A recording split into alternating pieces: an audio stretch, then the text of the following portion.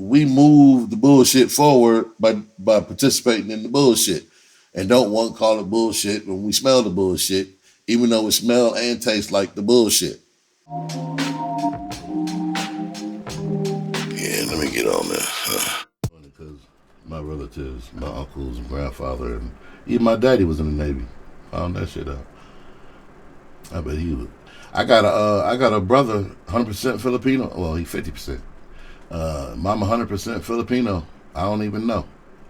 I found out he existed a few years ago. I got a brother in the Philippines. I got siblings all over the world. My daddy was a Rolling Stone, literally. Yeah, let me get on there. And I got there's a Philippine dude in the Philippines, look just like me, as big as he the biggest nigga in Philippines right now. That's my brother. You know what I'm saying? This nigga there named Rue. That's it. He's the biggest Filipino y'all ever seen. That's my brother. If it look abnormal, that's my relative over in the Philippines. Tell him to call Amaru. Tell him to call Hood Rawlz. Tell him his brother is looking for him. You know, if you don't know who to look for somebody that look like me, but light-skinned it. He light-skinned it, and he'd be bigger than everybody in the family. That's my brother. Tell him to call a nigga. I miss him. I don't know him, but I miss him. I got two sisters in Arizona. I don't know. Never met. Don't know their name. I know they exist. They got to be in their 40s. Close. Yeah, they got to be in their 40s or close to it. I got a sibling in Indiana somewhere. My daddy was, he was a Rolling Stone. I know I got a sibling in Indiana or Gary somewhere because I was told this story about my daddy, man. My daddy was, so my grandparents, my grandma, who was still alive, she lived in this yellow house in Gary. Now, my family was friends. They grew up with the Jacksons. My uncle was Michael's best friend from kindergarten to the 5th or 6th grade. So the house next door on the corner was a young couple, and the sister of the couple, the wife, her little sister lived with them. So my daddy, and they were around the same age. They were kids. My daddy would sneak out the house and climb through their window and have sex with the wife's sister. My daddy got her pregnant. They didn't know, the wife and her husband didn't know that my daddy was banging the little sister. When the little sister got pregnant, the wife thought her husband got her pregnant and not my daddy, and broke up a whole family. Broke up a whole happy home. Broke up a whole happy home. Just out there wilding out, man. So I got a sibling, from a broken marriage that I don't know. And broke up a whole family that I don't know because of my daddy. I got this. So that's why, I be honest. I'm like, man, that nigga look just like. I be wanting to ask, hey, man, who your daddy is? Like, I don't know. I'm looking for it my whole life. We be on Maury and shit. A Maury reunion. My daddy was doing some shit. I remember one time my daddy was cheating. My daddy didn't give a fuck. He was a pimp. He actually took us. My daddy was fucked up, man. He actually took us to we actually spent the night at one of his girlfriend's house while he was married to my mama. I remember this shit because I found out some other shit later on in life as an adult through one of my cousins, and I started putting two and two together. I was like, damn, so that nigga was my brother? Like, yeah, shit like that in my life.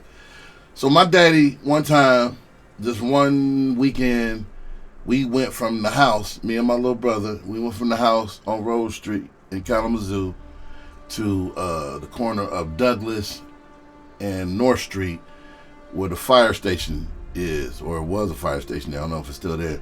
Right next door is a white house next to the fire station. My daddy had a girlfriend that lived there. Now, me as a little kid, I'm putting two and two together slowly, but I didn't realize that was his girlfriend until we spent the first night over there that weekend. She had a son, and I can't remember his name, but we spent like 2-3 days, the whole weekend over at their house, had fun, went fishing, did all kind of shit with me and my dad, my brother, and he was doing all kind of shit with his mama. We left that weekend, went back home to Rose Street, down the street. It wasn't, you know, it was a pimp shit. Like, it wasn't nothing. I'm sure they argued, you know, he was out on the porch naked arguing, titty swinging, that normal thing they did. So later on in life as an adult, I'm sitting there talking with one of my cousins, and she telling me about this lady who my daddy used to date, one of his girlfriends. And I was like, I remember her. Didn't she used to stay at so-and-so next to the fire station? She's like, yeah. She's like, yeah, she had to flee him. She was telling me how my daddy used to beat on her, and how when she, cause he beat my mama, he beat all of us, and how he used to beat on her, how she didn't realize that he was beating on us too, cause, you know, she's like, your mama always had y'all clean. I was like, yeah, she hid it well. And what's up, Sarah? I'm talking about your uncle. Matter of fact, Dolly told me this shit, and she was like, I didn't know, cause my daddy was Dolly's favorite uncle, but she didn't know that bad shit. She was like, I didn't know, cause your mama kept y'all clean. Every time we seen you, y'all hair was combed, yeah, it was in a suit. My mama was Jehovah's Witness. She was like, yeah, she had to flee him. Like, he drug her out in the middle of the street by her hair, you know, whooping her ass and blah, blah. I was like, word. And so I was like, that chick that was, she had a little boy with her. She was like, I was like, that was my brother? She was like, didn't know. And to this day, I don't know his name. I want to say his name was Quentin. I don't know why that name sticks with me. I want to say his name was Quentin. That's all I know, all I remember. I don't remember what dude looked like. I couldn't point him out in the lineup. If he said that was me, I don't remember. But that was my brother. That was me and my little brother's brother. And we played with him for a weekend. That's it. Our whole life. Ain't that some shit? That's some shit. Probably a handful of times I ever told that story. I don't know if he live in Kalamazoo to this day or not. But I got relatives, I got siblings around this country that I don't know. And I know this is one of them daydreams I used to have. I used to, think to myself one day, like, I become famous and all my lost relatives that was my siblings and shit to see me be like, he looks like me, or some shit, some crazy shit, and try to contact me, and we had this big ass reunion, and it turned out I got like 67 brothers and sisters. Some wild shit. But yeah, man, I'd like to know who they are. You know what I'm saying? That's, these are the things you create, fellas, when you out here, offspringing, and you got your kids later on in life wondering where the fuck they came from, who they are. This what that be like later on in life. My daddy was a Rolling Stone for real. Let me play another song in this bitch. So I got a new song coming out on the 15th of next month called When We Were Kids. It's doing fantastic pre-release.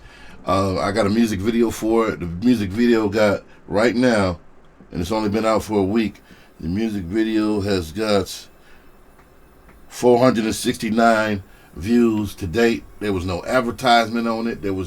I just posted it a couple times.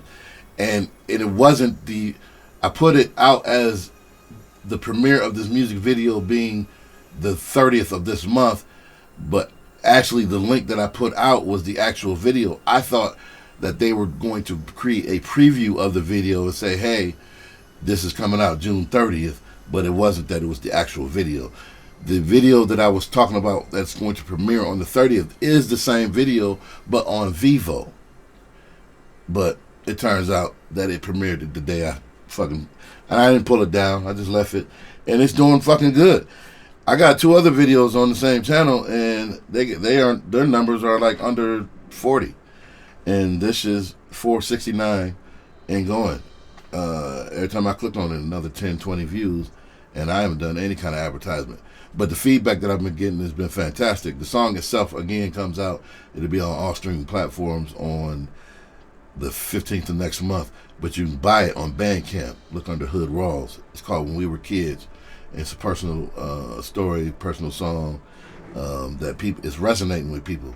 I done got a couple emails, a couple letters. I had a couple people share that don't ever share shit on their shit. It was like, this is a good song. So I think it's resonating with people. Everybody have a friend that they done lost due to politics or racism, and the song reflects that, the innocence of when we were young and how that shit didn't mean or matter to us, and how when we introduce the adult way of life to our children, how it changes them against their will. You know what I'm saying? Shit becomes difficult, and politics and family, and next thing you know, you ain't friends for reasons that didn't matter to you when you was a kid. So that's what this song is about. Hope you like it. Go check it out. It's called When We Were Kids. As a matter of fact, and can I let me play it. Let me see if I can play it.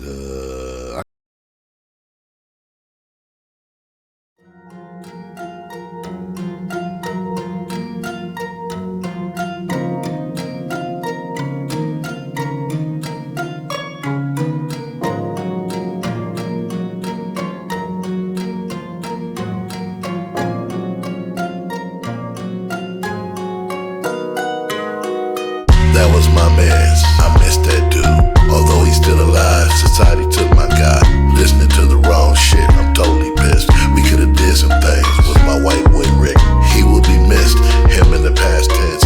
We was the best of friends when we was just kids. Remembering the time when we was just kids.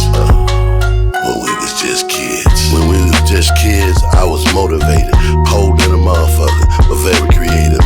In a time just out of segregation, a little time passed, the age of exploration. Thundercats is how I formed relations. The moment we met, we formed Team Bro Nation. We were inseparable. My foot was Joe steps. We laughed and played like there was no changing that. That was my man's. I miss that dude. Although he's still alive, society took my guy. Listening to the wrong shit, I'm totally pissed. We could've did some things with my white boy Rick. He will be missed. Him in the past tense. We was the best of friends when we was just kids.